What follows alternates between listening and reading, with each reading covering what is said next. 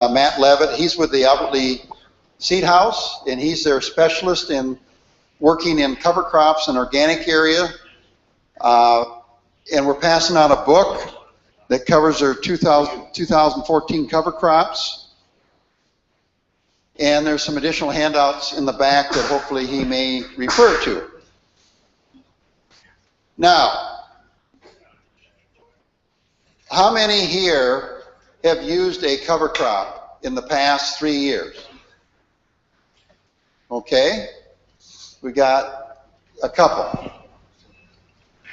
So most of you have never used a cover crop. It's probably not even in your vocabulary or thought process in your cropping program.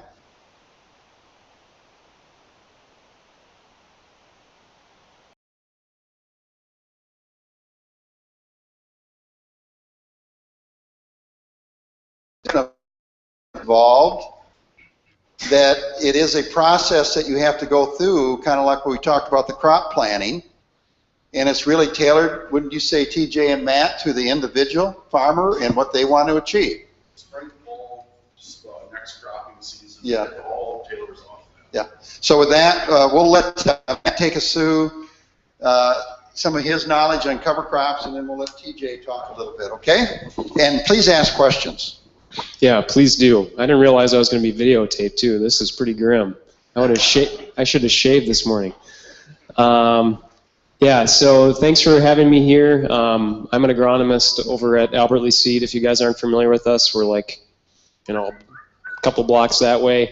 We've been in the business, seed business, for over 90 years. The current owners, Mac and Tom Earhart, took it over from their dad, George, who took it over from his dad, Lou. So we've been in the neighborhood for a while, and I've been with Albert Lea Seed for about 4 years now. And my background was actually in cover crops and organic rotations, specifically looking at cover crops in a organic no-till system. And I had the privilege of doing that because it was a research farm and I wasn't trying to make money at it. But that's kind of a separate conversation.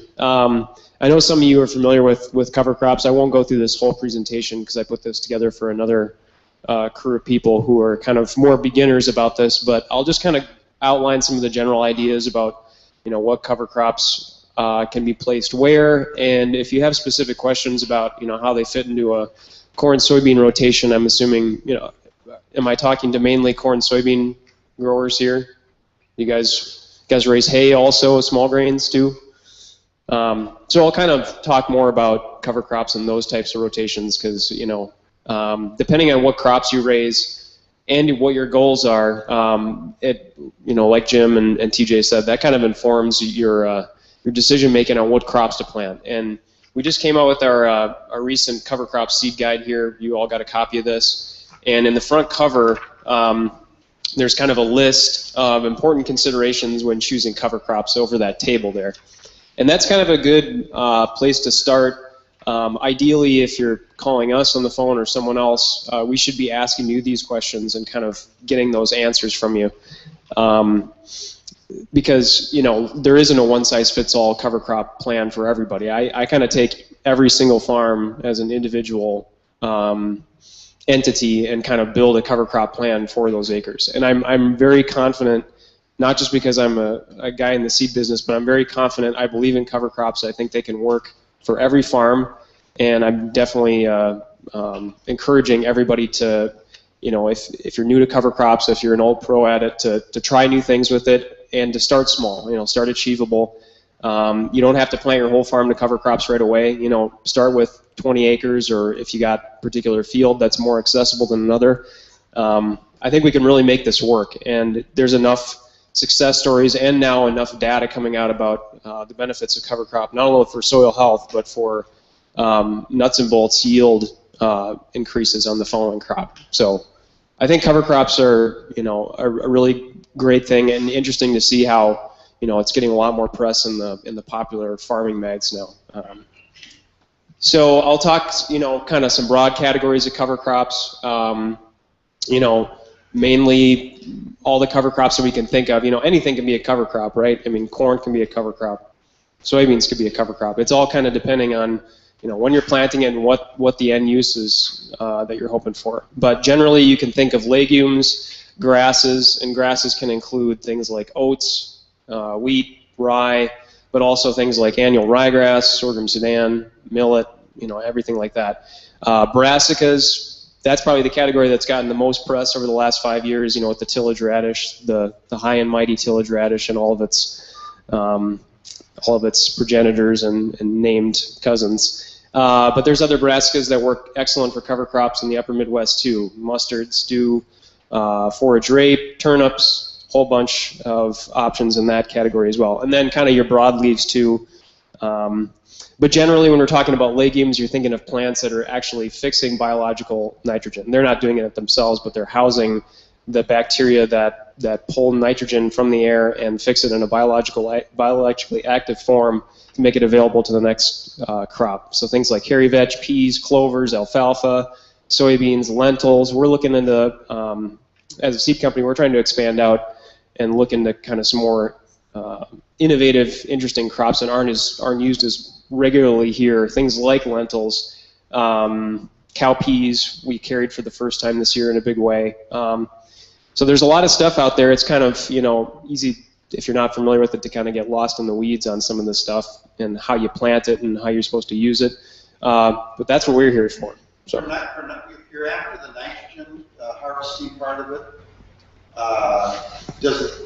Do these fit in a late fall type, or is this more cover crop in season, or can you get benefits from nitrogen fixation by doing it later in the season? Yeah, and I think what you're asking is, can it fit in? Can you fly this on? Can you fly this on into standing crops, or right? But hairy vetch, clovers, they tend to be more, they'll overwinter. Yeah, some of them will, and it totally depends, on what it is. But yeah, I mean, the legumes in general, they do add a cost estimate to incorporating it into a cover crop blend. The positive is you're getting free nitrogen out of the deal, but you have to get the plant to an appropriate stage, basically close to flowering maturity, to get the optimum nitrogen benefit out of it. So legumes don't always work depending on your crop rotation. If you're just growing only corn and beans, it's a little bit more challenging to incorporate legumes, but we're kind of developing mixes that could potentially work for things like that. Like we've got at least 1 or 2 mixes now, and are developing a third one that could be flown on, and you're getting some amount of annual growth, whether you fly it on in standing corn or beans, to get some amount of end credit for the following crop. But yeah, I mean, if you're not going to get, if you're seeding annual clovers in the fall, you're not going to get as much nitrogen credit as you would had you grown a full crop of alfalfa or something. So then you got your grasses. We already covered that. Your brassicas, that takes a while to load because it's big pictures. But yeah, tillage radish is the really big one that's gotten a lot of press lately. And then kind of your non-leguminous broadleaves, buckwheat, phacelia, flax. People have researched marigolds. They've researched spinach. I mean, there's a lot of bizarre stuff out there. But kind of going back to my most important things about thinking about cover crops, if you're new to it,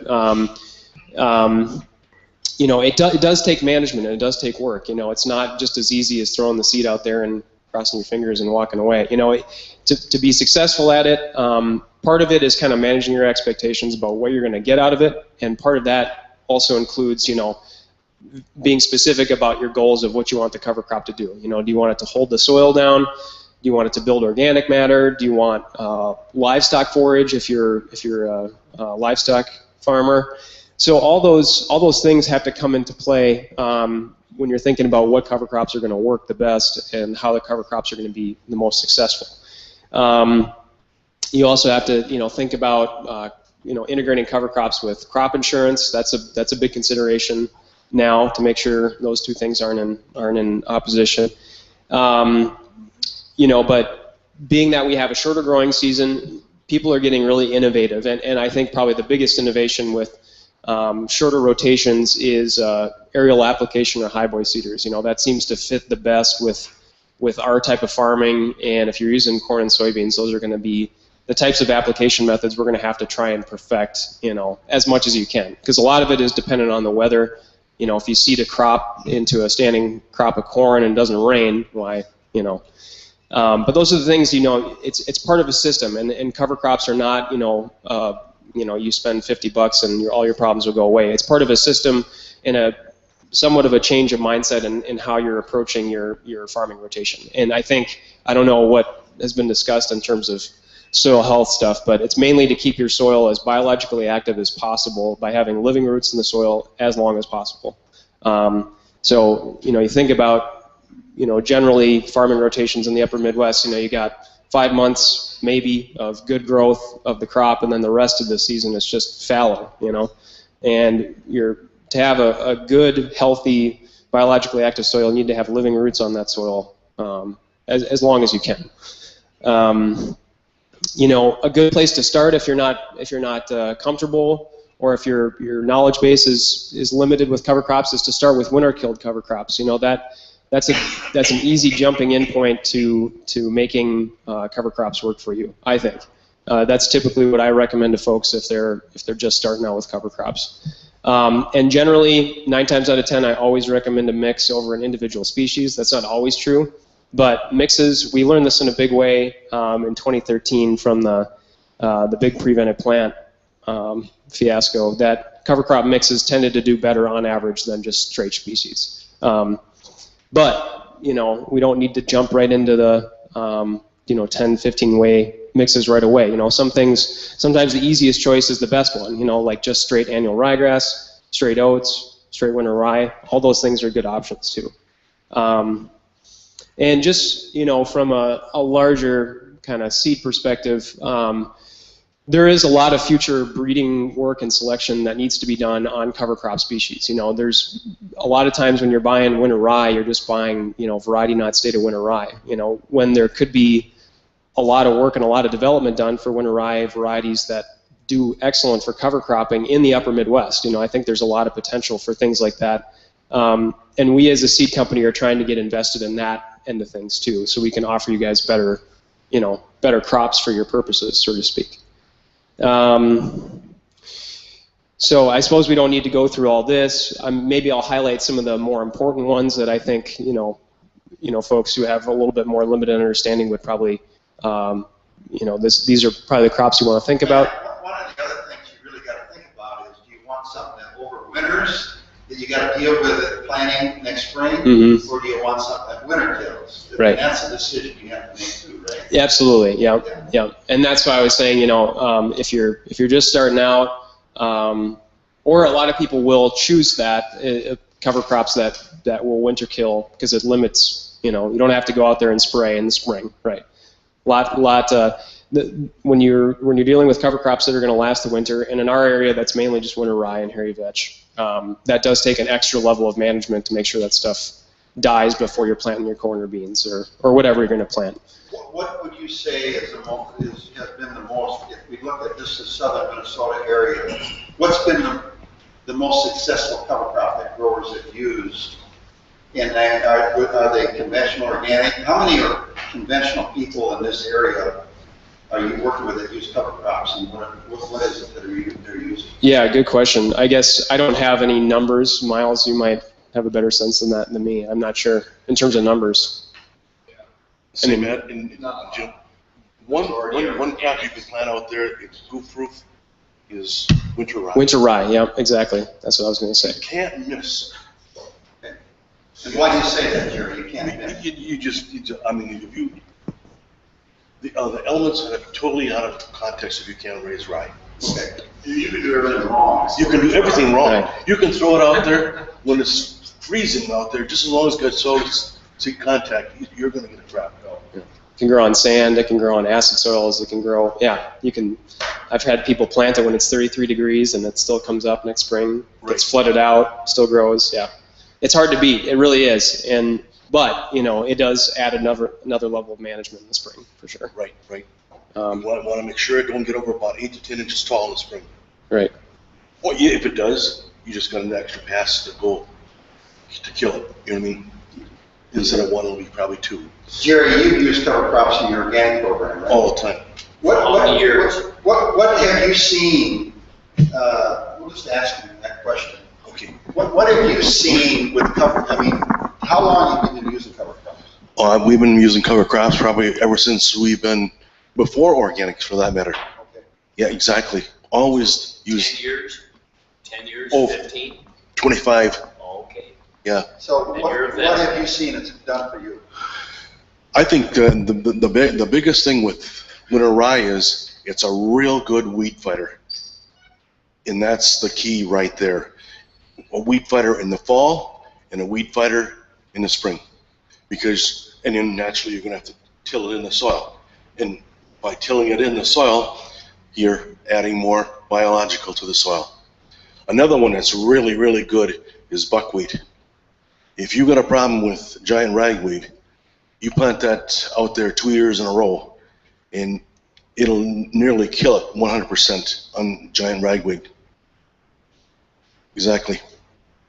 And what I do with headlands on my corn ground, because I'm organic, okay, first off, I'm out there, you cultivate it, you foliar feed it a couple times with cultivation and things like that, and your end rows are all run over. So what I do is on the end rows is don't plant them even. And I just, after I'm done cultivating and done spraying, then I'll turn right around and I'll plant buckwheat. And I won't have a problem with any weeds, because the buckwheat is up in 3 days and you're rocking and rolling. Thank you. Yeah, that's excellent. You know, it means more coming from folks actually doing it on the field than just me sitting up here talking. But yeah, in terms of, you know, seeding, you know, I would absolutely say, just echo again, yeah, winter rye I think is, you know, it's certainly the crop that we sell the most of in terms of a cover crop for folks in the upper Midwest. I think over the last 3 years, just with more folks using cover crops, we've seen like a 300-fold increase in the amount of rye that's going out the door. So that should be some indication of how much it's being used. You know, in terms of seeding rate, the other thing we didn't mention too, if you're raising for livestock forage, is that winter rye is excellent livestock forage. You know, you can get very good protein levels on winter rye. Again, you do have to watch it, you know, because it can go from boot stage to shedding pollen pretty quickly. But if you cut it on time, man, yeah, it works really well as forage. What time do you need to have it planted to get a benefit in the fall? Or, I mean, What's the latest you can plant?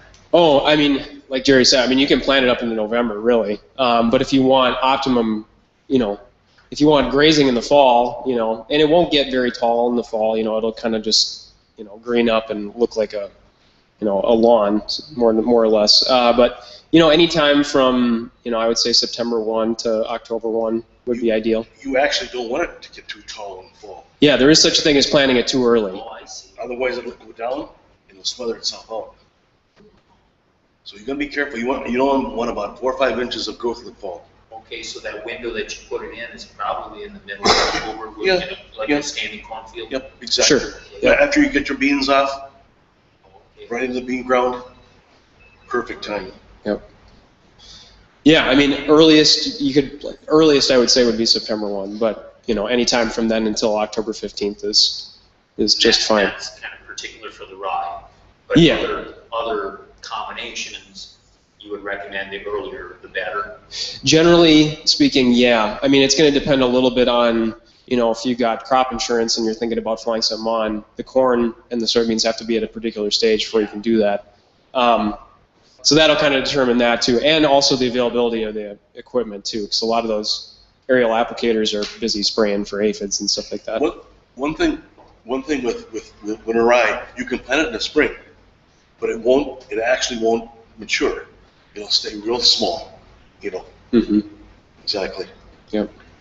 What about the spray? If you spray conventional, that's not going to kill the ryegrass or your Roundup system. You mean in the spring or in the fall? Spraying well. What do you Yeah. use? Well, he gave me that field, and then whatever they had conventional corn, the wheat didn't grow. Quite possible, yeah. Whatever you sprayed on there. Yeah. There was a tough spray, what he sprayed on there. Yeah, we started actually ran the plant stuff, and we saw a lot of areas where we didn't catch on. Yeah, because too many farmers put chemical on past the window rate, you know, where it had a 10-month residual, and, yeah. Well, that's a good point, because as we talk about this, you know, maybe if I really want to integrate cover crops into my program, maybe I change the day length on my variety, but you may have to change your herbicide complex too. So it's a strategy, because obviously to get things established and get the benefits, you got to think about all the little angles to do Set that. all up Yeah. ahead of time. Right. Like, for example, I had some drowned out areas this year. Well, I had a little atrazine on my corn. Well, I could go in with sorghum Sudan grass and be fine. So you just kind of have to understand the ballgame. Because you want to put oats or, you know, wheat out there, that would. No. Yeah. See, a commercial applicator, he's gonna spray by the book. What you're gonna spray, well, here's some extra, you know? Well, like say that's- You ain't thinking about carryover. Sorghum Sudan grass, if you broadcast it into your standing corn, like say at the end of August, will that standing corn shade it out bad enough that it would never grow? Yeah, I wouldn't recommend seeding sorghum Sudan in August, you know, that late, you know. To get a cover crop established, or will this corn shade it out too much? Corn would likely shade it out, and it's not going to grow very well because it's a warm season crop like corn is. So it really should be planted, you know, May, June. Maybe there is like barley, rye, something like that. It's cool. Yeah, oats. But then the atrazine's gonna wipe it out. Let me ask you this question, Matt. And I thought about this a number of times, and I haven't done it yet. In my last cultivation,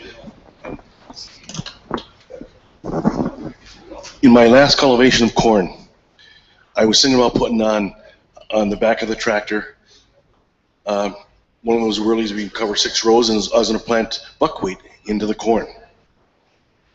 What between the corn would be, you know, about this tall. Do you think the buckwheat would take too much moisture away from that, or not? Yeah, I mean, it might be something to try on a small acreage. I would be I've encountered a lot more people have tried a small seeded legumes sort of thing, like trying to get red clover or white clover or something to grow underneath corn. Maybe works one out of every 5 years. You know, basically it's moisture and light competition that does it in, you know.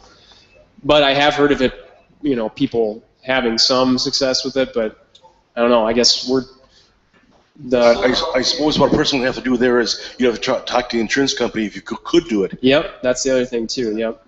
I mean, yeah, you want to be forthright with those guys because you don't want to be on the losing end of that deal. Yeah, that's the key thing here is the insurance side of things. Because of the way the regulations are now, It has to be black layered. black layer on corn. Now, do I think yellowing that that's and going to soybeans change and- over the next 3 or 4 years? Absolutely. Because I think if the government, which Miles represents, the NRCS, I mean, they're really pushing for all this. So I think it's a matter of educating people, educating the insurance companies.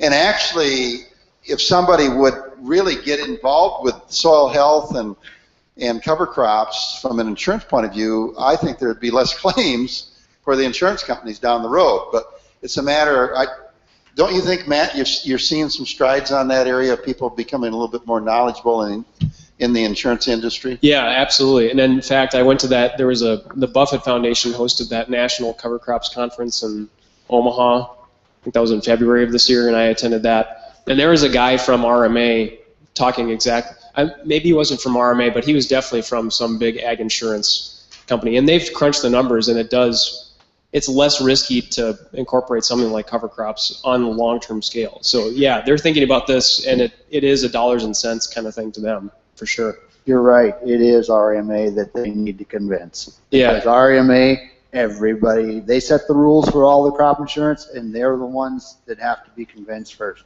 But I think the numbers are there for them to make, to try and press those boundaries for sure. So yeah, I think we've covered rye enough. Annual ryegrass is another option. That's something that's going to winter kill. It's a very good option for flying on because it's a pretty small seed. You don't need a lot of it to cover a large spot of ground. It's pretty cheap in terms of seed costs. It's used a lot in Illinois, Indiana, Ohio. They fly it on. It actually survives the winter the further south you go. But for us, probably not. You get a normal winter in Minnesota, it's going to die out. But the one thing, you kind of posit this against oats, and I like oats better. They tend to grow a little bit better for folks north of I-90, which is most of us. So I tend to recommend oats over annual ryegrass. I guess the one advantage of annual ryegrass is its cost. It is cheaper. But from my experience, I don't think one's necessarily better than another, but I tend to see more growth in the fall out of oats if you can get it on. And you can fly oats on just as easy too, but it's a bulkier seed, so you're putting more pounds out per acre. The other advantage of oats is that it's good for forage if you put it on late, good for grazing. It's pretty foolproof to grow. You don't need a pretty specific type of soil or fertility program to get it to grow well. And let's see. Yeah, and it winter kills too, which is nice. Triticale, if you're a livestock grower, this is probably something you're perhaps interested in. I mean, I like rye for anywhere in Minnesota better than triticale because it grows better and it survives the winter better. Triticale has less winter hardiness than rye. Same thing with wheat. If you're open to raise wheat for grain, that's one thing. But as a cover crop, I usually like rye better because it grows on more varied types of soils and it's more winter hardy. Sorghum Sudan's kind of a full season grass crop. Same thing with millet. Same thing with. So that's really more geared towards if you're in a prevented plant situation or if you're taking a field out of production specifically for forage or specifically to clean up problem fields. So on the legume side, I'll just kind of buzz through this pretty quick here. Hairy vetch is really the only winter annual legume that you could plant in the fall that would conceivably overwinter and start growing up again next spring. It can produce a lot of nitrogen. I mean, I've read reports of hairy vetch fixing up to 150 to 200 pounds of N per acre. I mean, that's a lot. And will you get that every year? Probably not. Does this need to be inoculated then? Yes, yeah, it does. But again, you're kind of working within the limitations of getting this stuff applied into a standing corn situation, because really, hairy vetch should be planted anywhere, like I said, August 1 to probably first week of September is even better than the 15th. So that's one potential downside. So the rye, annual rye, or the winter rye, and the hairy vetch, and it looks just like that. Like it's nice purple color. We'll be harvesting it soon. Yeah. And then you combine the grain, you're saying? Okay. Yeah, I mean, the stuff grows like gangbusters if it gets established, but it does suffer from some winter survivability issues if it's planted too late. So if you're planting, 15th of September to October 15th, I'd probably, I wouldn't recommend planting hairy vetch that late. That's, to be safe. Peas, we've sold a lot of peas for cover crops. They work great. They work great for forage. They fix a little nitrogen for you. This is kind of best fit after, if you're tearing up a hayfield or if you got a small grain coming off, prevented plant too would be a situation. But peas really don't fit very well into just a corn bean rotation because, you need to be planting them probably, August 1 to September 1 ideally to get them to grow because they will winter kill. But we've had pretty good luck people using peas in the fall. Same thing with oats. Crimson clover, this isn't a lot of our mixes that we've got for flying stuff on, so we've got a couple mixes with annual ryegrass, tillage radish, and crimson clover. Again, made to be flown on into standing crops. In that window, there's few legumes that can work, and if you get it on early enough, it'll grow pretty well. It just depends, really, and what kind of success you see with the crimson clover. Because in our area, it's an annual, so it'll just grow up and die over the winter. Other clovers are there as well, medium red, yellow blossom, kind of more specific usage there. With the brassicas, you got your good friend tillage radish here. Again, a lot of press. I think it's a very good entry point for cover crops as well, because you can plant it in the fall, you can fly it on, depending on the weather. You want to make sure you get a nice rain on it. And it winter kills. And it's something a little bit different than a grass, which is just growing, in your field. And it's doing something a little bit different. It's rooting a lot deeper with that taproot. It's accumulating nutrients in that taproot as well. So we like it. And, folks who have used it, I think, have been pretty pleased with how it's done for them. And one thing to note, I mentioned at the beginning managing expectations about these cover crops. You see the pictures in the farm magazines of these giant tillage radishes that are as big as my arm, and they really don't need to get that large to do a good job for you. They basically only need to get as big around as a pencil to start doing a job on compaction, because that's one of the things that they're sold to do, is to be planted to mitigate compaction. So, Matt, one other question. Do you put down much sunflowers ever sold for cover crops? Some folks have, yeah. More west, in the South Dakota, North Dakota. I'm going to try some this year. Just a pound to the acre, along with some radishes and other things. Sure. Well, Matt, isn't the real key thing with cover crops, talk about organic matter and living things, but the diversity. Right. So every one of these plants brings a different diversity, don't they? Yep. And so, what do sunflowers do? They're a taproot too. They're a compaction fighter. I found the radishes, I planted them now 3 years, and I found, one thing, they're a little expensive, for one thing, especially organic. They're about $5 a pound. And We obviously didn't pay you enough. Pardon me? We didn't pay you enough for this talk. But by the same token, I found that when you got a real problem with compaction, see on the end rows, they'll go down a ways, they'll go down 5-6 inches, and they'll turn right, left, whatever, which way they want to go.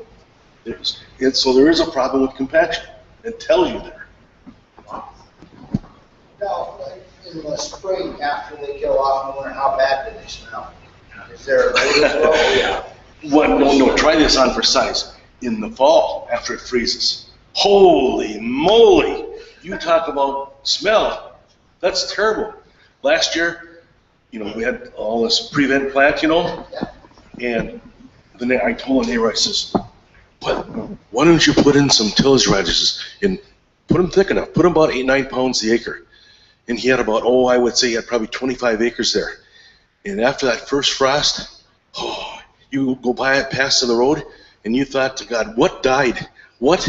I mean, it's just, give me some air. It's just unbelievable how the smell. I've heard stories where people call it the gas companies. Or the fire department. But guys, we live in farming country, right? You expect a little bit of odor every now and again. It's no worse than a wafting from a pig barn or anything. And it dissipates pretty quickly. It really does. There may be a smell for a while, but Couple days. Yeah, a couple days. Might want to let the neighbors know, I guess, if you're putting in a big field of tillage radish next door. But no, I think that, overall, that's really the only downside I see, and that's pretty cosmetic. But the cost is a consideration for sure. If you're seeding straight tillage radish, you're probably spending about, $35-40 in the acre. But you can get that down quite a bit.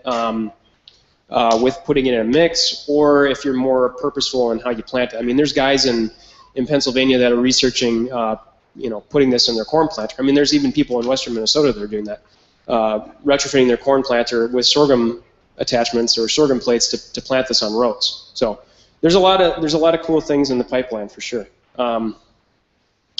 Another one on the brassicas, and I'll kind of wrap this up pretty quick here. Worms love these too. They go nuts for them.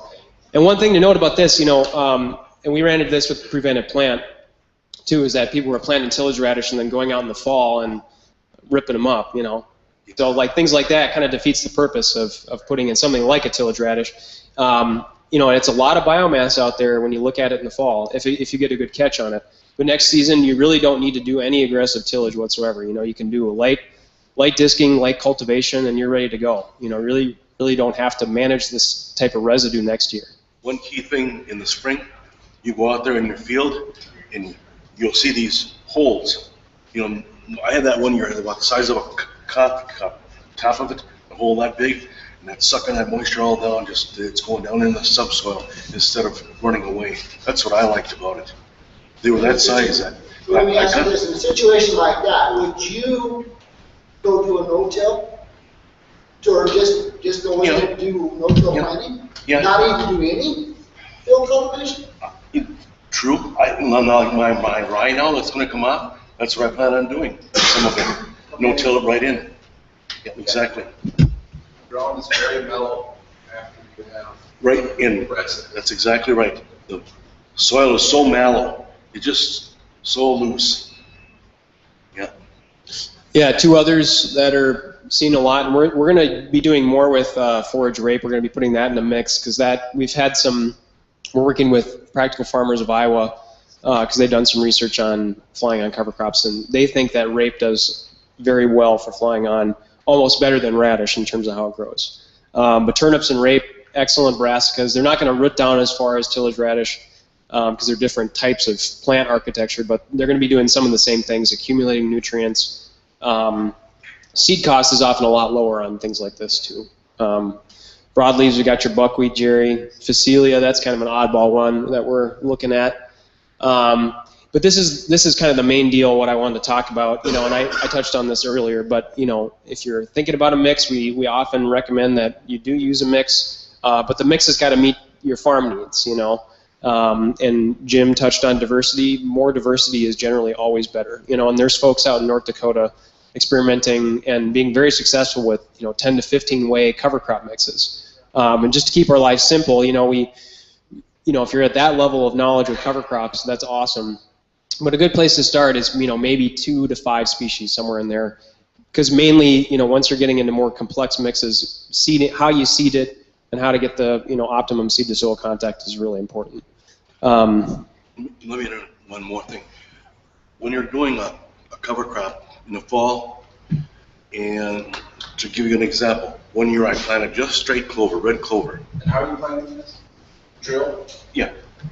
You know, it was planted in the spring before when I did the rye, okay? Or I had barley in that field. Well, I was going to carry that nice field of clover. My God, it was knee high, okay? I cut it off so I wouldn't winter killer enough like that. Would you believe it'll come back nice again, you know, 10 inches tall? That winter, just happened to be that environment that winter. It killed that clover deader than a doornail. Even Dennis Litke down here, same thing. He says, I'll never plant just one thing again. So now we're putting down, you know, I'm putting about 10 different things in, is what I'm doing.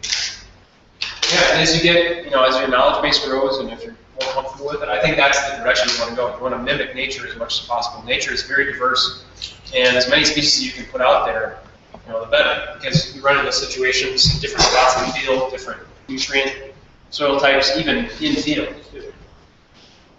Turnips, you had turnips back there. Is that, I know some guys up there, what they'll do is they'll plant turnips and then they bring the cattle in for fall grazing. That's still a benefit. As long as it doesn't bolt, right? Yeah, even if it bolts, I mean, I guess it's a little bit of a balancing act in terms of, you know, you need the forage, so, and your livestock are depositing nutrients on the field, which is nice, you know, so that saves you a trip of hauling it. But if you're taking that material off, you know, then, you know, some of the cover crop benefits will be lost depending on when you're grazing. One guy up there, we can't plant turnips, then the cows only get so much every day until he says that's my fall pasture, more or less. Yeah, it's excellent fall pasture for sure. Yep. Yeah, very good pasture. So the mixes, this is kind of some of the mixes we sell this year, you know, and this is going to increase too. I think we're going to add 1, if not 2 additional mixes on top of this. This kind of was decision after this was printed, but you've got this, so you can look at that. If you got any questions, just let me know.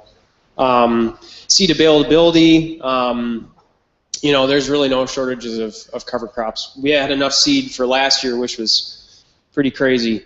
We were dealing with cover crops from about June 15th until the end of the season, until the snow flew. But there's plenty of cover crop seed out there. I'm not too worried about it right now.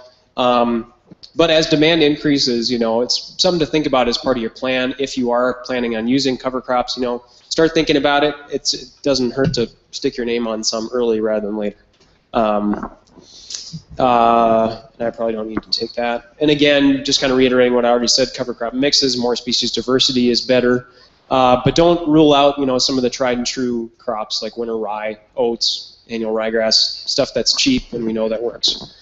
You know, start low risk, start achievable. You know, you don't need to plant the whole farm to cover crops right away. Pick a field, even pick, you know, 3 passes with a drill or something. You know, just something to get your foot in the door with it, build your knowledge base, get more comfortable with it. Pay real close attention to seeding depth and soil prep, and obviously you want to time your seedings with your rains. The goal is with this stuff is to maximize seed to soil contact as much as you can treat your cover crop like the cash crop, the better success you're going to have.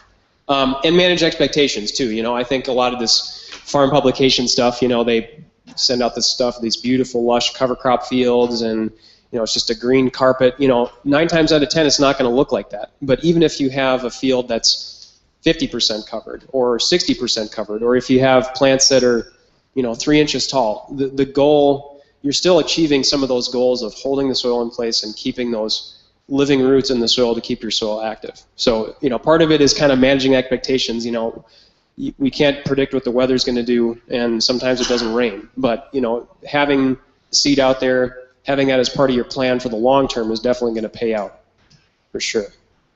So I think I've talked enough. Thanks for your attention. Can do any questions, or maybe just move on. Let's let TJ go, and then we'll open it up for questions. One last point with what Matt was saying. Don't start on your worst piece of property either. Cover crops and improving your soil health will even work on your best soil. And it'll actually work faster so that you can see that this is actually working. And then you can have more patience when it comes to your tougher soils. Because you'll know that if it even improves your best soil, it's going to improve your worst soil as well. Yeah. Just might not do it as fast. Yeah, even taking your worst field, putting it on winter rye, you can't mix with it. I'm just going to put the projector off. He's got something. Oh, has he? But Oh, if they can improve your best field, then it's Definitely. Yeah. that way you'll see it come Quick, back yeah. turn. You know, instead of having to wait 3 to 5 years, you only have to wait 1 or 2. Right. Well, That's a good point, Miles. But the other part is what is the thing that keeps you up at night in your operation? It's your worst piece of ground. I mean, that's most guys' biggest fear is this ground is just not, you know, I put the best hybrids out there. I put the most defensive hybrid out there. I've done everything in my power to make this different, and it's not doing any better than it did 5 years ago, 10 years ago. Dad didn't get any better off this farm. So what am I doing wrong? So that as we start this out, I'll kind of give you a little rundown of how we ended up at the point we are right now at the operation that I work with. My uncle Mark Ditlevson is by Bloom Prairie, Minnesota, and I'm his nephew. And we're more like father and son than nephew and than uncle, as we argue and we battle and we scream at each other and we carry on, and then we just we still coexist with each other. So I guess that's maybe a good way to do it, because we can always walk away. But we don't live in the same house, we don't live in the same place, so we have options that way. So in 1971, my uncle's dad died. Can't do it. Okay. He passed away in 71, and Mark inherited a dairy farm and kind of a lot of more headache than a 19-year-old kid should have had. He probably should have been in the jungles of Vietnam fighting for his country and his home, milking cows and trying to figure out how to make this whole operation work. So in 73, he bought a chisel plow. And everybody thought he was literally insane. This is the dumbest, craziest thing they'd ever seen in their entire lives. So we bought a chisel plow and we started chisel plowing corn ground. Well, corn silage ground they could understand, but we chisel plowed corn ground. Nuts. Crazy. It's not going to work. Well, the next year it worked.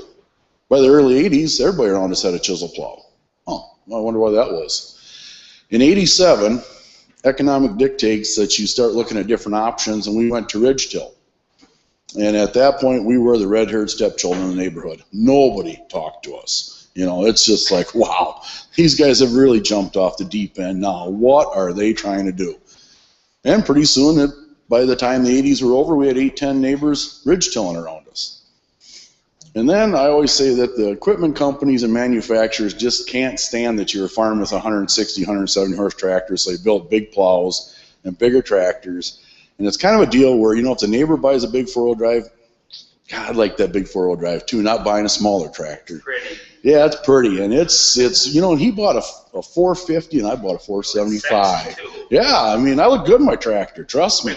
Yeah, Kenny Chesney made a whole living off that. Speaking about that, his tractor is sexy. You're darn right it is. It's got a big price tag with it too, but it's a sexy piece of equipment. So we just kept hammering on what we had. So anyways, on the advice of somebody from the soil health team, Miles, we went from being ridge tillers to no tillers this year. And the reason being is when we would ridge our corn, we would end up creating a shaling effect in our ground, and we ended up having our roots go sideways instead of down. We were doing most things right, but there's still areas in our operation that we know are not perfect yet. Well, some of you will remember a few years ago here through Albert Lee and the Bloom Prairie area, we had a little twister come through and really wrecked a lot of stuff. We lost about 60 acres of beans. I mean, it looked like this when it was done. So we decided, you know what, we're hearing a lot about cover crops. Biology, cover crops, we should try some. So that year we put in radishes. Just tried just a strip, and it was perfect because it went right angled across this field. So it's like, this is the perfect scenario because you're going to be able to see differences. So we put in radishes, just tillage radish, just nothing fancy, nothing. We spread it with a bulk spreader from the co-op. We lightly dug it in so we didn't wreck our ridges because the ridges are still there. The tornado likes ridges because it didn't wreck them. It took the crop off, but it did not disturb the ground. I mean, there's other places that cut it, but it likes ridges. So I'm thinking tornado people are ridge till people too, so that's a good deal. So anyways, we planted radishes, and that next year, we planted corn on that farm again because it was beans. When you drove down the road all year, you could look across and you could see the difference in that corn. And when Jerry combined, we have a custom operator combine, and we rode in the combine with him, and you could see right when you got off those radishes, the yield dropped 8 to 12 bushels. Same corn, no difference, same deep placement, everything. The only difference was radishes to no radishes. All right, so, you know, it takes a while for the Dane, German, Irish to wake up, but you hit us long enough, we pay attention, and it's like, well, this must be doing something to our ground, different than what we're doing before. What are we doing? Well, we're changing the biology of it. We fed biology all year long. We had microbes and fungi living all year. We didn't kill them. So then we got the drought. And once again, we still had some really good crops where those radishes were. Now, the rest of that farm suffered that year in the drought. The other part was that fall we had our tiler come out and fix some tile. And he dug down and he said, you got to see this. So we fly down there, and here there was radish and corn roots down in our tile lines. It's like, huh, well, let's go over here where we didn't have radishes. So we went just straight across into another piece, same dirt, same everything. No, we didn't have roots down. In fact, we had a lot of roots that went down and went sideways out in the middle of the row. That when we ridged, we ended up cutting those roots. So once again, we cut off the pipeline of feeding. So that made us start thinking more and more too. At that point, I'd went to work for Legacy Seeds out of Wisconsin. And one of the guys that Legacy hired a few years ago was Dave Robinson. And Dave Robinson, I really believe, is a pioneer and a guru in the cover crop industry. And he's mentored us to be salesmen and to educate people on cover crops, not just sell cover crops. So that's where I'm at this point in my life right now, is I'm educating to sell people cover crops and why they should do it. Because the first thing, and I can see it in every one of your faces besides Jerry's, that you're going, it won't work for me. Not going to work on my operation. Nope. I don't see this as, you know, once again, another guy standing here saying, oh, do this, because I got something to sell you. No, I'm gonna explain some stuff to you about this, and I'm not even going to talk about products really. I'm just going to explain some benefits and some stuff that we have seen over the years. So because of that, having Dave be on board, his family is from Indiana, and they're no-tillers, and been no-tillers for almost 25 years, 30 years. Dave was a forage agronomist for many years, working with the Amish and the Mennonites and up into the Michigan area. And his deal was how to get more forage, more tons per acre off less acres, because that's what they deal with. They're landlocked. How do you feed cattle? How do you feed dairy cattle? How do you feed feeder cattle? So he was working for many years, raising multiple species of crops to get forage benefits. And all of a sudden they're out at a farm in Pennsylvania, and he's working with a gal from Purdue State. And they dug down in this root pit, and he was up top looking at all the tons of forage, and she says, you got to come here so you understand what you're selling. Took him down the root pit, and she goes, look at the roots. This is your benefit. That's the extra. But this is the real benefit is what you're doing to your soils. You're changing your soil structure. You're changing your microbial life, your bacterial life, your fungi life. That's what you're doing. You're making your soils healthier. Great, you're getting a forage cut and you're feeding your cattle, but you're changing your soil. So that's the message he brings to us, is you're changing your soil a little bit at a time. So in 2011 on his farm, they did 27 different cover crop mixes in plots that were 970 feet long on their dad's farm. And that was a drought. That was a drought year. No, 12. They seeded them in 11 into 12. The year of 12 in the drought, it showed anywhere from, the farm did 107 bushels total. And the best cover crop mix was winter rye, radishes, and crimson clover did 143 bushels in that strip. Now that's a big difference. They did readings on soil temps, they did readings on the moisture, and what it showed was the roots just kept going down. The other thing it showed is the roots from the year before, how much nutrients it brought to the surface, where the crop could break it down and use it. So he has been working very strongly. He actually was one of the starters of the Cover Crop Council. He's been with Practical Farmers of Iowa for many times, and they're working with RMA. He's on one of the sub boards to change RMA's thinking on cover crops. And his point is a few years ago they gave us a benefit and a kickback if we used GMO corn.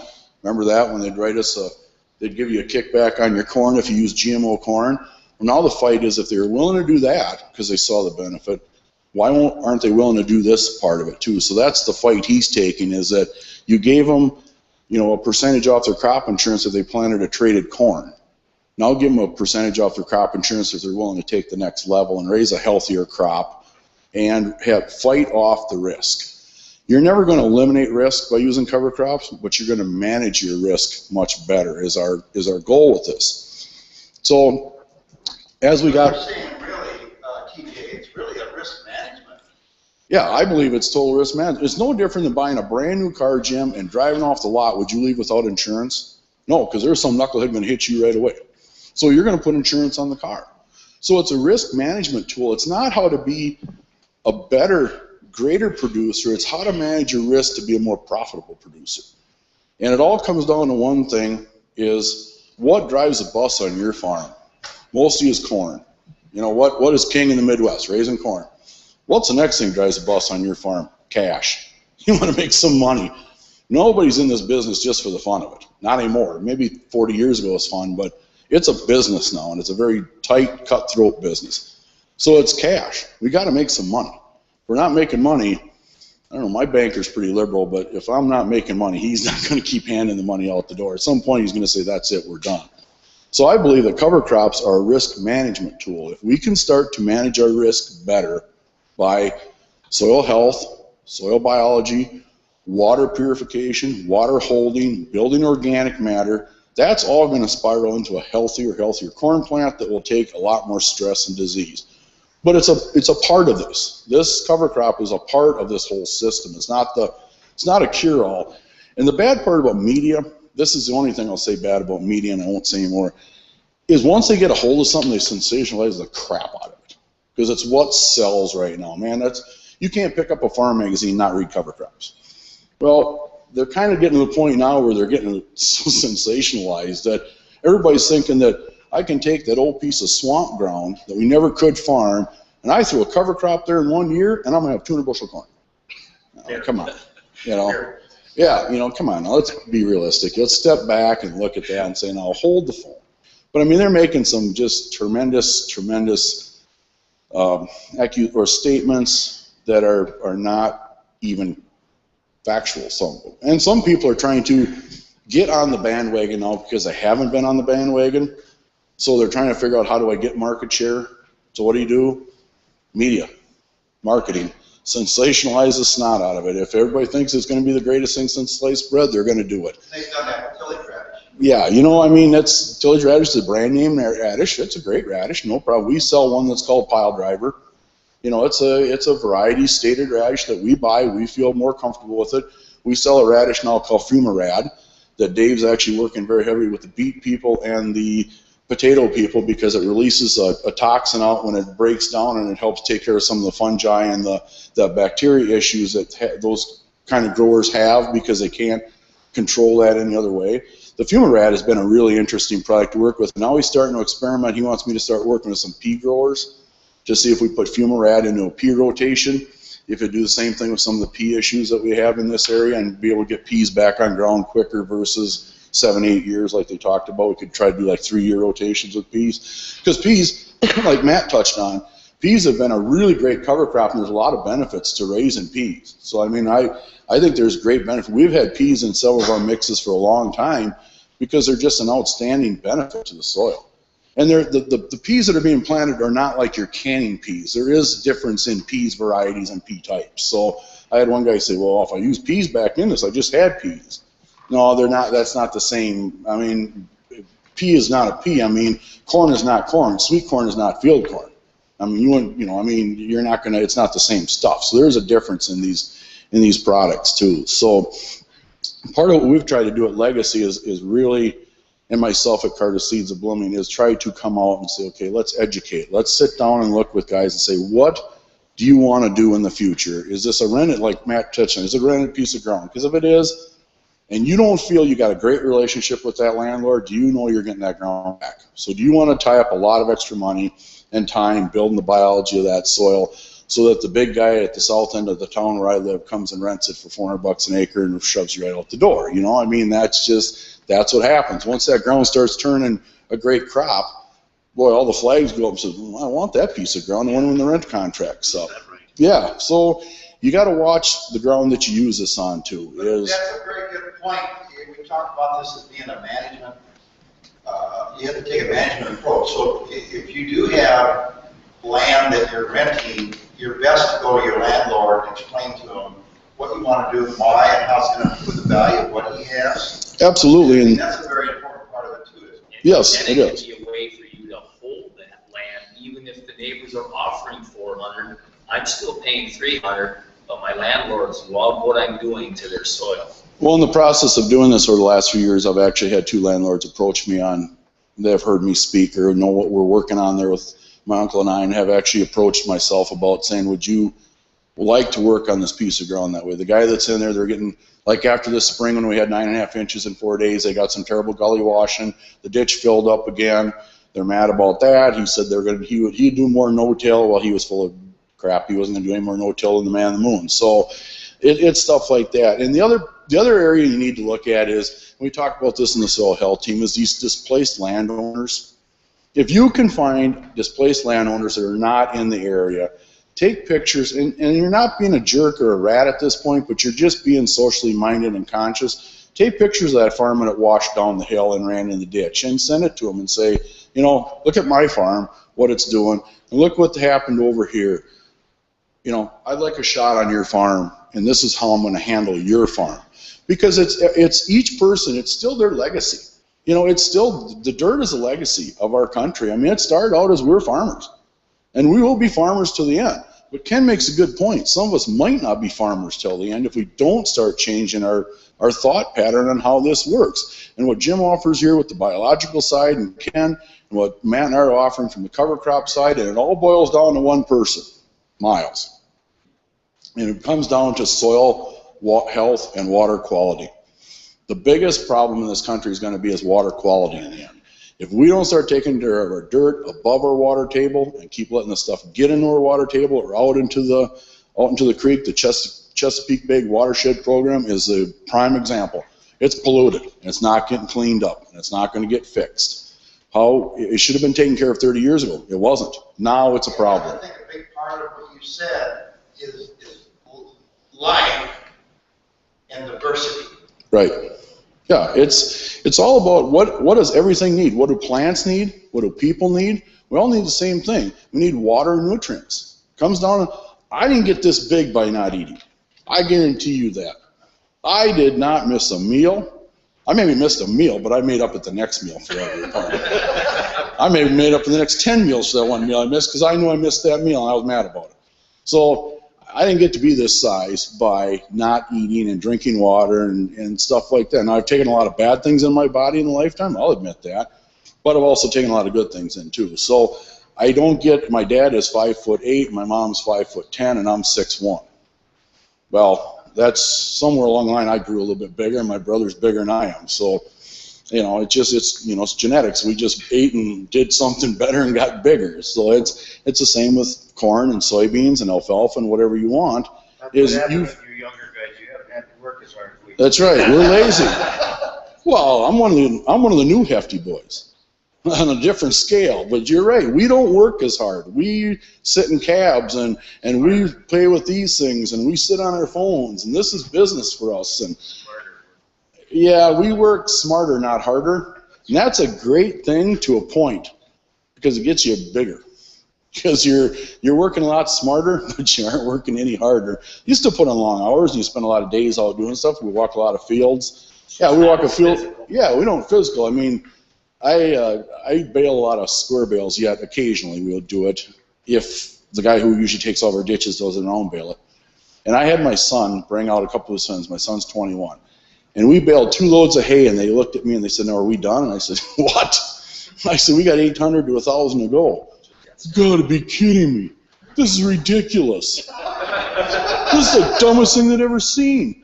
They want to go back to town and get back on the Xbox or the iPad or whatever the hell they had going, but they don't want to sit out there and bail. Hey, that's the dumbest thing they ever saw. They told my son the next day at football, they said, "Your dad's an idiot. That's the dumbest thing I ever saw anybody doing." Well, when I was a kid, that's all we did. I mean, if you weren't baling hay somewhere, you better be getting ready to bale hay the next day, because that's what we did with stack hay, stack hay. Okay, TJ, a couple things that have come up. Guys worry with cover crops, weed seed. Yeah, that was addressed. That came up a lot this year. We actually had several growers. I probably covered a small percentage of the acres of cover crops, but I probably had 5,000 to 6,000 acres that I got covered this year doing the preventive planting. And I had 2 or 3 producers come back to me and say, "I got thistles." Yeah. Haven't had thistles before. I got thistles. Yep. Thistles under control. So of course we launched in or checking everything. You know, there was something get there that didn't. You know what was going on. The thing we came up with, probably the best explanation we have, is during the year you do a lot of chemistry applications in a normal system, and we stopped that last year. We maybe had pre down. Some guys don't use a pre; they just use Roundup. So what did they do in the first couple weeks of June when they knew they weren't going to plant corn? They went with that souped up 2,4-D and sprayed, and that was it. That was done. Then we put a cover crop in. Well, we left a lot of area that we were usually spraying, and we sprayed once. Well, we got a nice cover crop up about this high from the ground, you know, and we didn't know what was going on underneath there. Well, nobody went and looked. We weren't going to spray because we had multi-species out there. We would have killed part of them. So we left them. I talked to guys who use Ben-Run oats. I talked to guys who use clean wheat seed. I talked to a guy who used clean barley. Bought from a supplier, and all of them had the same thing. Got patches of thistles this year. So I think it was a deal where we've been controlling the thistles over the years with the chemistry and the residuals. And also when we stopped that program in 1 year. Thistle seed, a lot of your weed seeds will lay 15 to 20 years in the ground. We have radishes growing this year on a mix we tried last year, aerial seeding, that didn't work as well last year. Jim, you were out in the field with me. We have radishes coming this year, rogue radishes. They're just popping up. Sprayed them with Roundup, they're gone. But the seed was there. It didn't take off last year, but it took off this year. So management is the key part of this, and I think that's the one thing we like to talk about the most from our side of it is how do you manage cover crops? What do you do before, after, during? What is your goal as a cover crop? Where does the, you know, there's a cost to this. There's a time element. Management element. Yep. But what do you see if a person was committed to do this the way it should do on most farm operations? What do you see as the economic return? And what is that? Is it more than, I mean, how do you classify it? the benefits? Well, the one thing we talked about, Jim, is Dave Robinson has on his site return on investment. And what we're going to do this year with those plots that we're going to go look at today is we had 6 cover crop plots put in over the top last year. This year we put 1 corn hybrid over the top of it, did everything the same as we would in a normal year. And we're going to harvest 6 rows. It's about 470 feet long. And we're going to get a return off investment. This is what the seed cost. This is what this mix returned for bushels. Did it doing better than this mix, or the control next to it? And one thing I'll tell you about this, if you're going to commit to a cover crop program, this is the one thing, please do. I don't emphasize this enough. Leave yourself a controlled strip. 30 feet, 60 feet, whatever it be, in the center of the field, the side of the field. I don't care where you put it in the field. Don't put it on the headlands, but put it out in the field. But leave a controlled strip. With the GPS and the combine monitors and everything else we have, you are going to be able to see to yourself. Because in the end of the day, you guys, does it matter what I tell you up here? Doesn't mean spit. What we see in our own. You got to see it on your farm, and your farm is different than your farm. And it doesn't matter what it did on your farm. He doesn't care what it did on your farm. But it matters what it does on his farm. So you leave that control strip, and there's the only person you got to prove this to is the guy you're looking at in the mirror. The guy you look at every morning in the mirror and say, did I do the right thing? That's the only guy you got to prove this to. I can talk, Matt can talk, Miles can talk until we're blue in the face. It doesn't matter. You got to prove it to yourself. Once you do, you will commit to doing this. It took time for us. We were ridging for a long time, and we did a lot of things wrong ridging. I'll tell you that. We found out more things by accident than we did design. This worked great. That stunk. But that's the point. I know in a number of meetings I've been involved about cover crops is that we got a plan, but it's not always going to work out the way we want it, but we learn from that so we can. And sometimes the best thing to have happen, Jim, is a little failure. A little accident. Yeah. I mean, either it turned out great or that stunk. I won't do that again. You can get on YouTube and watch cover crop stuff from No-Till Farmer. There's a group in Illinois right now. They're Illinois and Indiana border. They're running 12,000 acres of cover crops this year. And they're talking about how winter rye was just the old reliable. It works great. They're doing more peas because they're seeing some really benefit on some peas. And they're talking the same way. They're going to some earlier hybrids so they can do more cover crop work in the fall. And the way the guy got started, he went to a no-till meeting down in southern Illinois, and it was during that drought, and he's driving along, and he was just seeing terrible crops, and all of a sudden, boom, 3-4 fields looked beautiful. So when he got there, he was asking guys, and he said, oh, yeah, they've been cover cropping for years. And it's like 30, 40 degrees cooler in the field with the cover crop, and the corn looked great. And he said on the way home, he said it was just like somebody hit me in the back of the head with a shovel and said, wake up now, you saw it. You saw it for your own eyes. Well, he saw it on his own farm then. He took farms and they started doing this. They did about 1,200 acres the first year, and they said, wow, we should have done it all. But they didn't. They had to try it first. So it comes down to trying it. So you go find a person like Matt or myself that's going to sit with you on your farm and say, okay, what do you want to do? Do you want it to die in the fall? Do you want it to die in the spring? Do you need grazing? Do you have manure application going on? There's a different, we put one together now, we call it our barley and brassica. And the reason we did it is for fall manure application, to fly it on, and then if you're using the covering disc, it doesn't disturb as much with the ground, and the brassicas and the barley will kind of network back together, and we've seen that fill back in. So we're doing research on, okay, what do you have going on? Do you have dry litter application? Then that becomes a different story of what you want to see with a cover crop. So it's got to be about you. It's time to be selfish at this point. It's got to be about you. It doesn't matter what Matt and I tell you. We're here to sell. Yeah, but you gotta tailor it to what you want to do. And it all comes down to the last part of this thing is soil and water health. We get healthy, clean water coming out of your tile lines. I got 2 friends right now that have monitors in their lines from NRCS in different counties because they're monitoring nitrate levels. My uncle, Mark, who I work with on the farm, his wife is a judge at the state level. She's an appellate court judge. And her statement was, it's not if you guys are going to have to worry about water quality and be dictated. She goes, it's when you are. And she goes, it's not far away.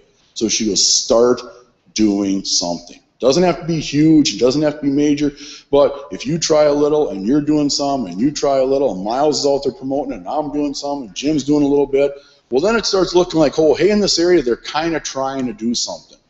They get off your back pretty fast. If nobody's doing anything, oh, they just have a heyday coming in on us then. So, you know, the biggest thing I talk about is just trying, but leave a check. You got to leave a check to show that there's an economic. Even if it's just to prove it to yourself. Prove it to yourself. Prove it to yourself. And here's what's going to happen. The first time you do a cover crop, wherever you hang out in the morning and drink coffee, or in the evening for a prayer group, or you go downtown or somebody's shop, you sit and drink beer Saturday afternoon, you're going to get cracked for doing this. Big time. You're nuts. Yep. But who cares? Yep. Miles. Tell Mark's story from the spring. How the cover crop is still green, and the farmers didn't think his corn was coming up. Oh yeah, we. In fact, I wish we could have brought those pictures up, but we shot a couple of YouTube videos and we took some pictures out there. But we had rye about this tall, and we planted corn right into it, and then we terminated it afterwards. And there was people driving by, I mean, daily. It's not coming up. Yep, it's dead. Killed it. It's not coming up. It won't come. No way that'll work. And then, go ahead. You spread, after that, you put Roundup on it? We used 32 ounces of Roundup and 50 gallons of 32%. Burned the snot out of it. You know what? Didn't that work nice? That was great. I mean, that was standing rye, about this tall. Yeah, but we planted first. We planted into that. Yeah. And everybody said, well, it's going to wrap on your planter. You'll never get the seed in the ground. Oh, you're the guys that have the video on YouTube with that damn rye that's as tall you see it going into that. Yeah, it was that 12-row planter with that tractor. Yeah, that's us. Yeah. Yeah, everybody, that's never going to work. It worked. Worked just fine. We ran 30 pounds of down pressure on our planter this year. That's all? Yeah. And you know what? And it poked it right in the ground, 1.5 inches deep, just as consistent across that farm. And that farm, Miles can justify for that. That farm has like 17 soil types in that 400 acres. It's just, I mean, when the glaciers dumped it, just dumped it all right there. Just said, here, you guys can have it. You deal with it. We got sand at one end. We got clay hills. We got good loam. We got some stuff. I don't know. I suppose the Indians could have had it back. But wasn't that a nice? Yeah. Wasn't that a nice mat in there? Isn't that? Well, the year before, the reason we got started with it, Jerry, was the year before that we were going to try something. We're going to give it a try. So we went in the preventative plant year of 12 or 13. The fall of that, we took just a whirly spreader out October 10th, bought some winter rye, and said, hey, let's just throw it out here. So we did 80 acres. The next year, we're wet, muddy, nobody's planting. We took the planter out, went out there and said, I think this will work. We planted beans and everybody else around us, and we had people driving back and forth. You can't make that work. You can't be out there planting beans. We went with the corn stubble. We'd mud the planter up. We had to quit. We planted that 80 that day, and it was like a Broadway show out there. There's people driving by. There's pictures being taken. There's coming, walking out. Do you care if we look at this? Yeah, come on, look at it. This can't work. Why? You're looking at it. How much more do we got to do? I mean, you want to drive the tractor? It's got auto steer. Just get in, click the button, go to the end, and come back. Prove it to you. Ride with us. They rode with Mark Canton. It's isn't working. Beans came up, best beans we ever had. So we did more. We aerial seeded everything last year with a plane. Turned around and planted corn, planted bean. Never going to grow. You can't plant into that. Why? We don't have those old. Because it hasn't been done before. Well, and your equipment manufacturers tell you this isn't going to work because, if this works out, we all go back to 150 horse tractors. John Deere makes a little money selling them, but that big sexy four-wheel drive is going to be sitting at some construction site. You can use it as a lawn ornament. I do that. Well, silage companies and stuff are still going to need pack tractors. I mean, you still got to pack bunkers, and that's what you need to pack a bunker with. So they're going to be good for that, but $500,000 for a pack tractor is going to be hard for a dairy to justify to sit there the rest of the year. But there's going to be a use for them somewhere, but you could farm with a lot smaller machinery, a lot more fuel-efficient machinery. 12-row planter, when we finished planting 840 acres of crop this year between corn and soybeans, we have 76 hours on our tractor and it sits in the shed. Yeah, I know. 76, and we're done. Sits in the shed. Fuel consumption was barely. Yeah, and we run it at like. Now, you're still ridging. No, we did not ridge this year. Miles talked us out of it. Do you feel with the years of ridging versus now where you're kind of moving, do you think that this is going to work out better and give you more flexibility? Oh, absolutely. We have, the only bad part is we're almost bored. Because that really push in June when we should have been ridging corn, Well, now we're gonna have to go back to baling, because we're just really bored right now, because we have nothing better to do, and the tractor sits in the shed. Take up golfing. Well, I golf too, but you only do so much, that's expensive. Another question I have is, tell me about what you, well, I got two questions. How do we make it around here in soybean corn rotation? You heard us talking about earlier, we had a pretty good discussion on, man, you were part of it, the crop risk event. Yep. And Ken got pretty, Yep, breaking down crop residue. Yeah. Well, no, You guys got the sugar-coated version. That's right. yeah. Well, Ken, you can give me the straight version if you want. It doesn't bother me any. I missed that yesterday? That was yesterday? No, what Ken was talking about, managing crop residue. Yeah. Just tell it like it is. So, how do corn and soybean growers, because you live in a neighborhood, right? Yeah. We got some pretty arrogant farmers in Fremont County. It won't work. That's what the first thing they're going to say to you, it won't work. So how do we make it work in a corn seed rotation? What would be your best shot if you went to a young farmer like Matt Morgan and said, Matt, commit this 80 acres or 100 acres next year, and this is what you need to do, and this is what you're going to see year 1, 2, and 3. So tell me how you would advise them. If Matt said, hey, tell me, I'll be willing to try 80 acres, so tell me what I need to do. Well, the first thing I would do is this, is you have to want to do it. You have to change your whole mindset. You have to change your mindset of that I've done it this way for a reason. And it's the reason I was taught, so this is how I've done it. So you got to change your whole mindset, first of all, on, okay, I'm not going to worry about what the neighbors say. I'm not going to worry about what my banker says. I'm going to tell my wife just to leave me alone right now because I'm going to do it this way. Because let me tell you, Mom really controls the show a lot of times. A lot of times she doesn't always come right out, but yeah. I mean, my best part when I got married is I just gave up and just said, Jess, you're in charge. She lets me act like I'm in charge, but I know I'm not, and that's the easiest way of doing it right away. Yeah, why change it?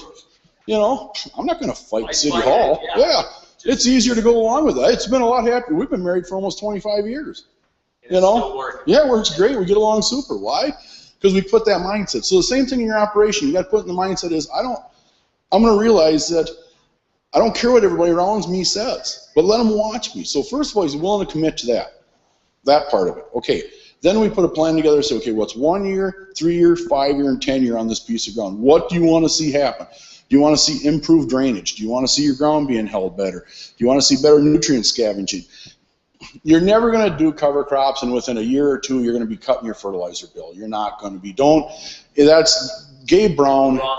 Well, Gabe Brown is on YouTube all the time showing, he's been doing that for over 20 years up there. Yeah, he's done something in an area that he should have never been able to work, but he made it work. That's super, but you can't get in your mindset, wow, I'm going to do this for 1 or 2 years and I'll cut my fertilizer bill down. No, it's an investment for the future. And why are you doing it? Because you want to change your ground, you want to hold your ground, you want to be more economic efficient. Reduce weed pressure, have better biological activity in the ground. That is the biggest part of this, earthworms. Do the right thing environmentally. Yeah, do the right thing. I got a good friend of mine by Ellendale, Brad Hagan. When he did all his preventative plant last year, he said, I have a 7-year-old son that I'd like to see on this farm. If we keep going the way we are, he said, I'm not sure you'll have a farm to farm. He said, some of these farms won't be in that great a shape because they're suffering. Now, Brad's done a lot with manure management, compost management, drainage. But he said the next part is, he said, I took ground out of CRP 10 years ago and raised 270 bushel corn. And he said, I've never done that again.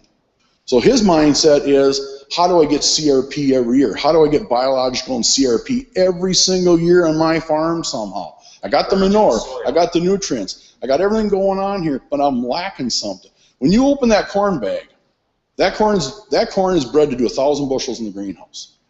The day you open it, you take half that off right, boom, you expose it, you're done. So now you're at 500. And every day after that, the Mother Nature messes with us. We're losing yield. So how do we minimize that risk? So that's what you got to get in your head right away, is I'm going to try to minimize my risk on this piece of ground to maximize the production of that ground. There is some ground out here right now that would take 5 to 10 years to get at that point. But if you're not spending the time and the machinery and the fuel over it, that ground is going to become more profitable. In your mind, it's not more profitable because I didn't spend enough time out on that piece of ground. Well, look at what happened after everything flooded. All these wet spots, what's happening to them now? The weeds are growing. The corn didn't come back, that died. There's herbicide on there, don't plant anything because the herbicide, is there, so it's going to kill everything. But the weeds are growing that the herbicide was supposed to kill.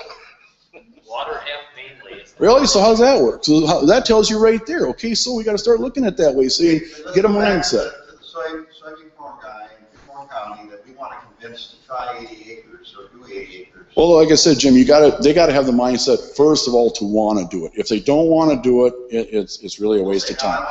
Okay, you want to do it. Okay, first thing is it corn this year or soybeans this year? If it's soybeans, we go with this plan because we're trying to build nitrogen, scavenge nutrients, and get a better root network and holding capacity for next year's corn. Yeah, aerial seeding, we've aerial seeded a lot at home in the last couple of years. Aerial seeding in the corn works great.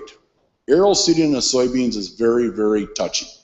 It's got to be 50% leaf drop or 50% yellow, and it really doesn't. What we found last year with our rye, when the combines went through, you could see where the combine spread the rye back out. It was thick, thin, thick, thin.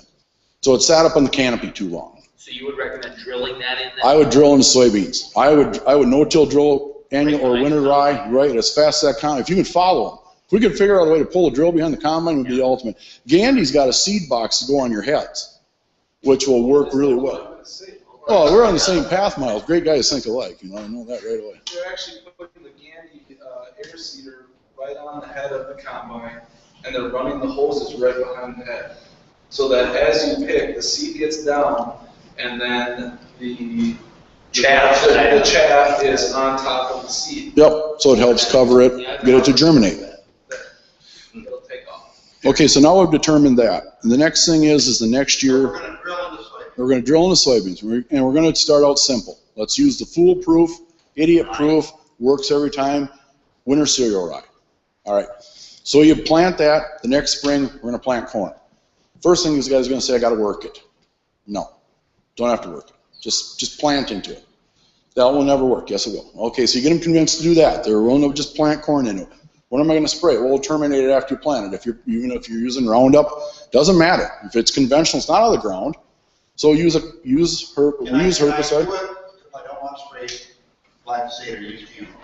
Yeah, absolutely. Okay. Yeah, all of our corn is conventional this year, besides the plot. Well, most planters that are used today allow me, or do I? Because your ground is so soft, that's why. Your ground is so mellow that, the first year you might not see that right away. I'm not going to say the first year is going to be perfect. But it'll be a lot better. A lot better. Our planter is just a John Deere 1720 stack fold with Martin row cleaners on the front. Fingers. No, we have the ones that look like saw blades on the front. We took out the no-till coulter in the center because it brought up too much moisture. We ended up running in too much mud. That and the seed dropped in too deep. So we took that out. So we just run that, and we have the Schlegel closing wheels in the back. And I'm not promoting certain companies, but that's what we have. So it's no fancy planter. We're not rocket scientists. We've got something pretty basic to work with. So it's just a regular planter. Will it work? Yeah, because all you got to do is cut through the trash. All you got to do, but your ground starts getting mellower, you put less down pressure, like Miles and I are going to talk about later. 30 pounds of down pressure is all we ran this year. Typically, it's 90. Yeah, we had a conventional guy call us, and actually my uncle sent him a picture from the cab because he was running 90 to 95 pounds and couldn't get it in the ground. Mark sent him a picture, and the guy said, "You're lying to me." He sent him a picture on his phone. He goes, "What am I doing wrong?" Well, let's see. What are you doing wrong? I can tell you right now, you're using anhydrous. You're not using any kind of cover crops. You're tilling the snot out of the ground spring and fall. Well, I don't know what you're doing wrong. I can't figure it out. And you're using 90 pounds of down pressure after you worked it twice this spring. And we're using 30, and we didn't touch it. We didn't touch the ground. What do you figure? Three questions. One is, what do you think you're seeing from the benefit of the cover crop in yield response on average with all the growers you've worked in the corn soybean thing? What do you think the system should save you on input costs? And what's the bottom line that you think is realistic to realize from it? Well, first I'll say those are good questions, but it's a very moving target question. And the reason I say it is every farm has been treated different over the years. Fertility has been different. Some guys, you say you take a farm that some big operator's been running and he's just basically mined it to death. That soil's biologically dead. It's depleted on nutrients. It's going to take time to bring that back. But you can start to see, like in soybeans with rye, out of corn into soybeans, we've seen anywhere from 3 to 5 bushel increase just by using rye, just using winter rye. Yep, aerial seeding into corn, going into soybeans, and next year we've seen 3 to 5 bushels in rye. You know, and in the corn side, it's really all over the charts. I mean, I think what you see in corn by the use of the cover crops is what we saw this year on some soil tests was it's the radishes and the rye release the nitrogen later in the spring, actually in the like June area. We saw parts per million on one farm that had cover crop. It actually had cover crops on. That was a rye radish clover. That actually was about 36 parts per million taken the first day of June. June 13th they took it and it was anywhere from 65 to 70 parts per million in the same spots. So what had happened is that those cover crops had sucked up all that extra nitrogen and nutrients, scavenged it, and then it released and let it break down, and the crop was taking it up. And it showed the difference. It was taking it up. So really, yeah, that's the part that Ken talks about with biology and with cover crops. It was unavailable but available. Yep, it was unavailable, it was tied up. Right. But now it's available. Right. You know, and I go back to using, this is the easy example I can use with anybody in the world. Do your fence lines always grow? Do you have to spray your fence lines? Do you have to maintain fence lines or borders between fields? It's the greatest piece of ground on the farm, isn't it? Yes. But if you started working that, if you took that fence line out and worked it, first 10 years is great. What happens after that? Right to the tank. We did that with a piece of railroad track that got sold back to my dad. I want to share an example. Good. Let me share something with you guys. Good. Just like Go ahead. On right now. We got some strips of land, you know, and we're contours and some of the on that one farm, and I thought to myself, you know, I'm going to take that contour out, and it's about as wide as it maybe about as wide as a table here. Hey, wait a minute now. You know, there's an NRCS guy here. That's fine. Don't worry. He had permission to do it from NRCS. Just for an example, he had permission, right? Yeah, he had yeah, permission yeah. to do it, yeah. So, you know, I was thinking to myself, isn't that interesting? I was out there yesterday cultivating beans and looking over the cornfield there, and I says, God almighty, that's right where that strip of land was that was never farmed for the last 40 years. You know, it's going to go back. Yep. I'm trying to restructure some fields and things like that, and I just thought to myself, holy man, it's much taller, much greener, and never had any fertilizer all these years, and yet he got the fertilizer I had put down this year. But it was getting fertilizer because it's scavenging everything that washed off the top into that, and it held it, and it had biology, and boom, it exploded. That's right. That's exactly right. And that's why when Brad took that farm out of CRP, and everybody told him put beans in it, and he said, you know, I'm gonna put corn in it. He said that poor corn planter was banging all over back there. He no-tilled it into it. He went with a roller and rolled the gopher mounds down. He no-tilled into it. And he had 273 bushel of corn on that farm. And he's got documented proof of that because he said nobody believed him. And it's over a hill. It was in CRP for a reason. And he took it out and got that kind of, why? Because the biological life was so strong in that farm. You could have put anything out there and gotten a great crop out of it. But now it's just depleted a little bit. Not bad. It's still a good farm, but it's not what it was at that time. So his mindset is, how do we create CRP every year? How do we create this biological life? Dave Robinson says it the best. We start in the spring, and what do we do with our ground? We supercharge it. We throw fertilizer. We throw everything at this, man. Boom. What happens all year long? It takes it like Jim Chart show, you know, takes it at different times, sucks the life out of it. And then what do we do in the fall? We plow it, rip it, we kill it. And we let it lay there all winter dead and grumble about it. Oh, God. Hope it's going to yield next year. What do we do next year? We like kickstart it, throw it. Well, if we're doing that all year long, trying to keep that soil alive, soil's no different than you and I. I mean, I'm the size of a bear, but I'm not a bear. I don't hibernate. I mean, and if I did, I'd get bigger than I am. So, I mean, but it's a deal where if you got to keep the ground alive, it's got to be soil life and soil health. And if it's alive, it's going to grow for next year. Okay, good. Well, why don't we Yeah. cut it here? Yep. And then what we'll do is we're going to go out and have lunch. And then we'll come back in here and we'll take questions for Matt. Is Matt still here? Matt and TJ. And then we'll have Miles visit with us about soil health. But one of the things I would like to kind of summarize our discussion here a little bit. And I showed this yesterday. All life is driven on energy. When you stop and think about it, it's energy. What do you think the Holy Spirit is? It's energy. That's how prayers are answered. Okay? And when it comes to answering prayers, there's no such thing as space and time. Think about that. And so when you have a high energy environment, you have order. What he's talking about is bringing order to the system. When you have low energy, you have disorder. And so what do we have, Dave, with disorder? Chaos. So you have weeds, insects, diseases, symptomology, poor health. All life is driven on energy. And all we're talking about here is how do we build energy? We call it the life forces. So when you look at what he's talking about, if this is the growing season here, and I'm trying to raise a crop of corn, we want the energy going like this right here. Because if I'm going to fill and raise 300 bushel corn, it takes energy to do that. The balance of the biology and the nutrition is what gives you that energy. This is where the way we farm today, the majority of the people. We put, like you said, all that energy out here in the fall or in the spring, and then this is what happens. And we wonder why we drive into Iowa the middle of August and 80% of the fields look like that. Prematurely dying. Because it's out of balance, it's running out of energy.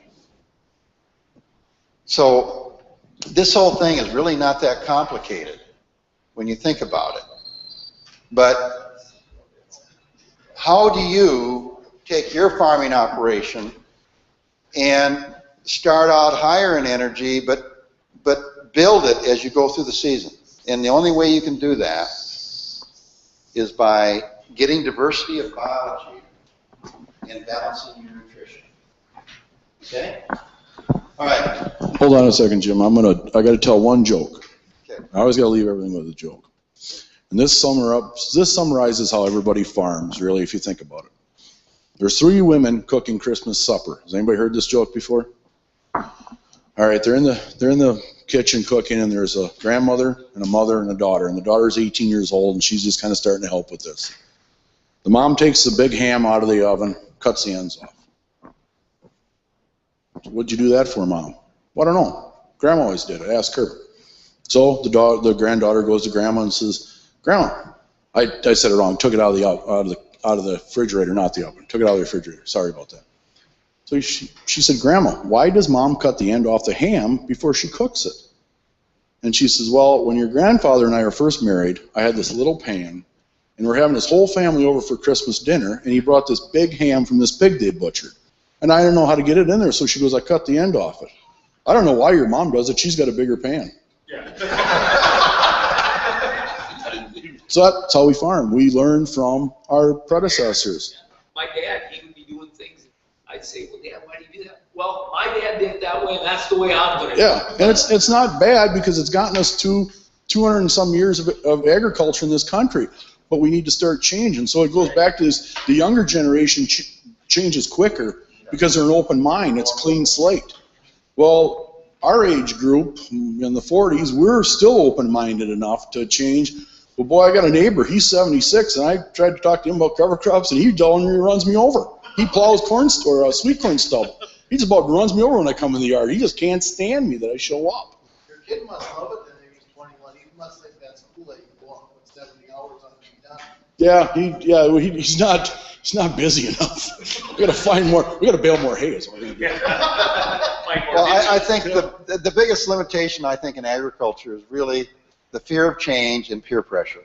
Worried about what the neighbors Yeah. say. Okay, let's just bow our heads a little bit. Lord, thank you so much for the opportunity to discuss these things, to find ways and gain more wisdom and knowledge, to improve upon what we're doing to honor your creation.